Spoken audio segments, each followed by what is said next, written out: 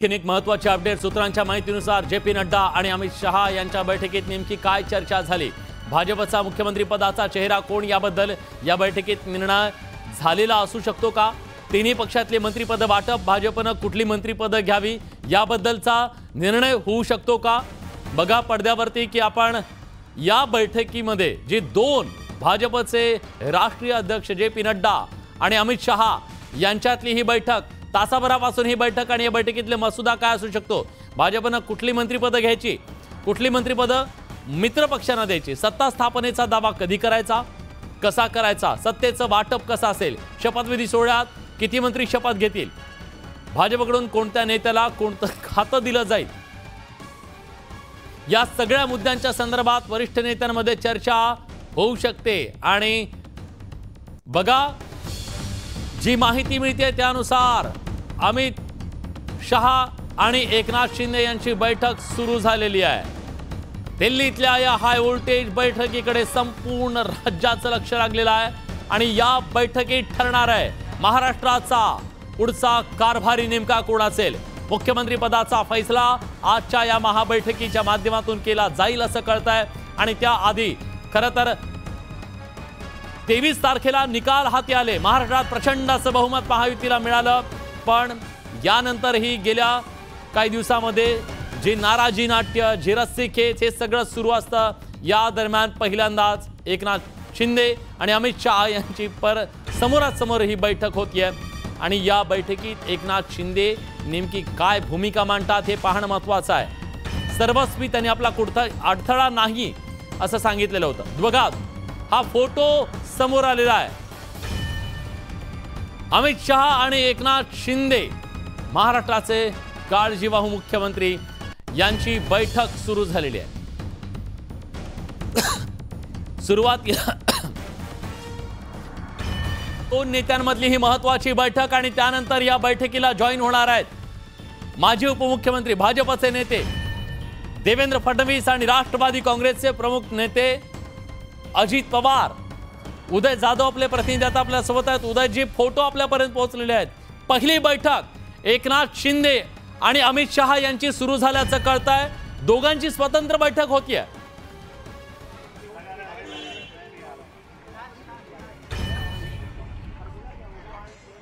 आपण या सगळ्या बैठकीच्या संदर्भातले अपडेट्स घेण्यासाठी उदय जाधव यांच्याकडे जाणार आहोत नवी दिल्लीला, पण हा फोटो आपल्यापर्यंत पोहोचलेला आहे। एकनाथ शिंदे आणि अमित शहा यांची ही हाय प्रोफाईल अशी मीटिंग सुरू झालेली आहे, ही बैठक सुरू झालेली आहे आणि कदाचित या दोघांची पहिली बैठक झाल्याच्या नंतर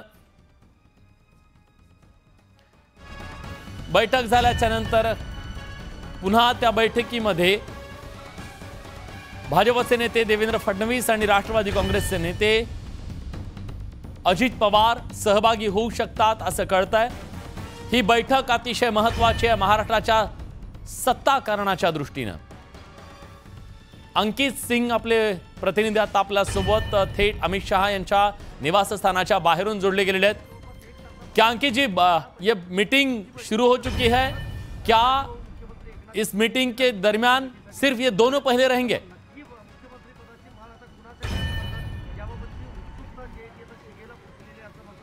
देखिए, कहा जा रहा है कि एकनाथ शिंदे जब पहले पहुंचे हैं वो शायद अमित शाह और जे.पी. नड्डा दोनों की उनकी पहले से मुलाकात चल रही है। हो सकता है कि आगामी जो रणनीति जब फडणवीस और अजित पवार पहुंचेंगे उस पर जो चर्चा होगी उससे पहले शिंदे के साथ किसी अलग अलग मसले पे जो है वो उस पर चर्चा चल रही है। लेकिन जब मेन जो मुद्दा है, जो महत्वपूर्ण बैठक है, वो फडणवीस और अजित पवार पहुँचेंगे तभी होगी। और कहा जा रहा है कि करीब 10:15 पर फडणवीस और अजित पवार अमित शाह के आवास पर पहुँचेंगे।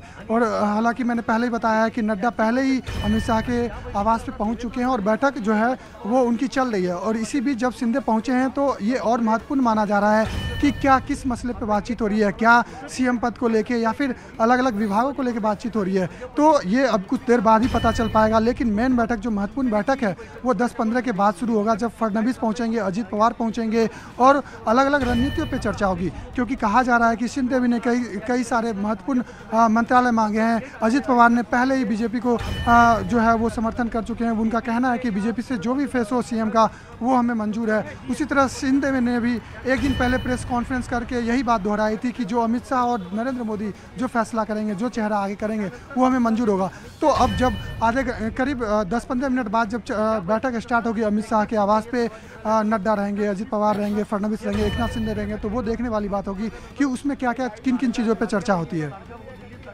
क्या ये मायने निकाले जा रहे हैं? अजित पवार और देवेंद्र फडणवीस जी की डिनर डिप्लोमेसी वहां पे हो रही है, दोनों एक साथ, और एकनाथ शिंदे अलग से एक साथ। उदय जाधव सुद्धा आपल्यासोबत जोडले गेलेले आहेत, आपण उदयकडे जाऊया। उदय, काय नेमके राजकीय अर्थ काढले जात आहेत? तिकडे डिनर डिप्लोमसी होती आणि इकडे एकनाथ शिंदे एकटे जात आहेत। खूप मोठी राजकीय घडामोड जी आहे ती सुरू झालेली आपल्याला पाहायला मिळते आहे। केंद्रीय गृहमंत्री अमित शहा यांच्या निवासस्थानी महाराष्ट्राचे काळजीवाहू मुख्यमंत्री एकनाथ शिंदे हे काही वेळापूर्वी दाखल झालेले आणि आता या क्षणाला केंद्रीय गृहमंत्री अमित शाह यांच्यासोबत काळजीवाहू मुख्यमंत्री एकनाथ शिंदे हे स्वतंत्र बैठक करत असल्याची माहिती मिळते। आणि त्याचबरोबर दुसरीकडे राष्ट्रवादी काँग्रेसचे नेते सुनील तटकरे यांच्या निवासस्थानी महाराष्ट्राचे दोन्ही उपमुख्यमंत्री अजितदादा पवार आणि उपमुख्यमंत्री देवेंद्र फडणवीस यांची स्वतंत्र तिकडे वेगळी बैठक सुरू आहे। तर एक खूप मोठं राजकीय एकूण जे काही एकूण घडामोडी जी आहे ते आपल्याला घडताना एका पाठोपाठ एक पाहायला मिळत आहेत। खरं तर ही माहितीची बैठक आहे आणि या माहितीच्या बैठकीमध्ये काळजीवाहू मुख्यमंत्री एकनाथ शिंदे यांच्या वतीनं काय प्रस्ताव ठेवला जाऊ शकतो? जर मुख्यमंत्री पद नाही तर मग त्याच्या बदल्यात काय? अगदी बरोबर आहे। काळजीवाहू मुख्यमंत्री एकनाथ शिंदे हे अनेक प्रस्ताव घेऊन इथे आलेले, त्यांचा प्लॅन ए आहे, प्लॅन बी आहे, प्लॅन सी देखील आहे। त्यामुळे नेमका कुठला प्रस्ताव जो आहे तो स्वीकारला जातो हे याकडे खरं तर सर्वांचं लक्ष लागलेलं आहे। प्लॅन ए मध्ये अर्थातच खरंच काळजीवाहू मुख्यमंत्री एकनाथ शिंदे यांना पुन्हा एकदा मुख्यमंत्रीपदी जे आहे ते देण्यात यावं आणि त्याचबरोबर इतर जे काही आपलं मंत्रिमंडळ विस्तार आहे त्यामध्ये त्यांना कसा वाटा द्यावा या संदर्भातलं त्यात चर्चा होणार आहे। जर का मुख्यमंत्री एकनाथ शिंदे हे होणार असतील तर त्यांना केंद्रामध्ये मंत्रिपद मिळणार नाही हे देखील तितकंच स्पष्ट आहे। त्यामुळे जर का मुख्यमंत्रीपदी पुन्हा एकनाथ शिंदे झाले तर राज्यामध्ये त्यांना मंत्रिपद किती, इतर जे राज्य मंत्रिमंडळातील मंत्रिपद आहेत ते किती मिळतील, किती जिल्ह्यांचे पालकमंत्री मिळतील हे देखील आपल्याला एकूण पडताळून बघावं लागेल। कारण सर्वाधिक संख्या जी आमदारांची ती भाजपची आहे, त्यामुळे साहजिकच भाजप खूप मोठा मंत्र्यांचा आकडा जो आहे तो मागण्याची शक्यता आहे। जर का भाजप 25 किंवा 26 इतके जर मंत्री मागत असेल तर उरलेल्या मंत्र्यांमध्ये शिवसेना आणि राष्ट्रवादी काँग्रेस यांच्यामध्ये त्यांना विभागून दिलं जाईल। त्यामुळे शिवसेनेला 12 किंवा 14 अशी मंत्रिपदं जी आहे ती मिळू शकतात किंवा 10 पर्यंत देखील हा आकडा येऊ शकतो। आणि ह्याच एकूण सगळं जे काही बार्गेनिंग पॉवर जी आहे ती या संदर्भात सध्या ही चर्चा सुरू आहे एकूण। त्यामुळे शिवसेनेच्या खात्यामध्ये किती मंत्रिपदं मिळतात, कोणतं मोठं मंत्रिपद त्यांना मिळते हे देखील पाहावं लागणार आहे। दुसरीकडे राष्ट्रवादी काँग्रेसचा देखील दावा आहे। पण उदय, पहिली मागणी मुख्यमंत्री पद हीच असेल की तो दावा सोडलेला आहे? अगदी बरोबर आहे विलास। नाही, शिवसेनेने अजूनही मुख्यमंत्री पदाचा दावा सोडलेला नाही आहे हे शिवसेनेच्या वरिष्ठ सूत्रांनी स्पष्टपणे सांगितलेलं आहे।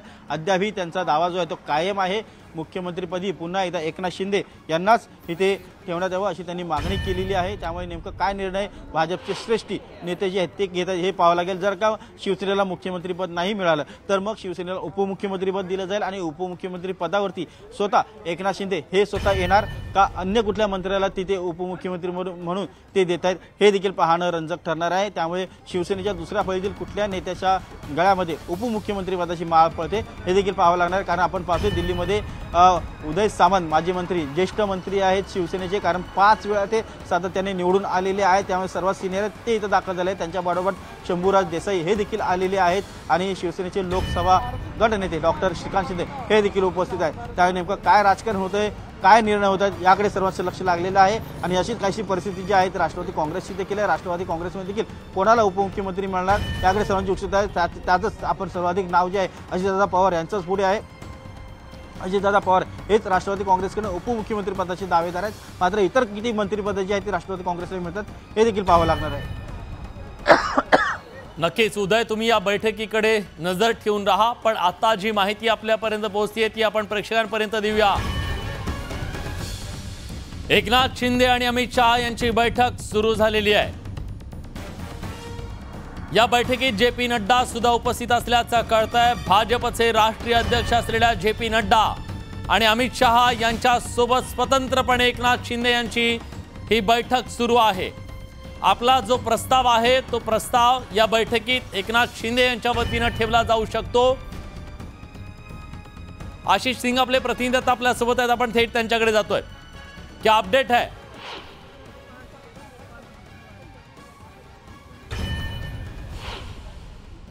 देखिए अभी तो फिलहाल जो है एक नाथ शिंदे की बैठक जो है अमित शाह के आवास पे फिलहाल चल रही है, क्योंकि वो पहले ही आ चुके हैं। उन्हें शायद आलाकमान की तरफ से, बीजेपी आलाकमान की तरफ से पहले बुलाया गया हो, इसलिए बैठक चल रही है। नड्डा पहले से ही मौजूद है, लेकिन कुछ ही देर बाद, करीब 10 मिनट बाद ही जो है फडणवीस अजित पवार पहुंचेंगे। लेकिन ये बहुत इंपॉर्टेंट मीटिंग कही जा रही है, क्योंकि अगर शिंदे अकेले अमित शाह और नड्डा से मिल रहे हैं तो ये काफी महत्वपूर्ण मीटिंग कहा जा रहा है, क्योंकि पहले कहा जा रहा था कि अंकित मैं आपको रुकाता हूं, थोड़ा सा एक इंपॉर्टंट न्यूज आई आहे। सगळ्यात आधी अमित शहा आणि शिंदेची बैठक होतीये। या महाबैठकीच्या दरम्यान शिंदेच्या नंतर आता पवार फडणवीस या बैठकीला जॉईन होतील, या बैठकीत ते सामील होतील। पण त्याच्या आधी अमित शहा आणि एकनाथ शिंदे यांची बैठक होती असं कळतंय। प्रशांत लीला रामदास आपले प्रतिनिधी।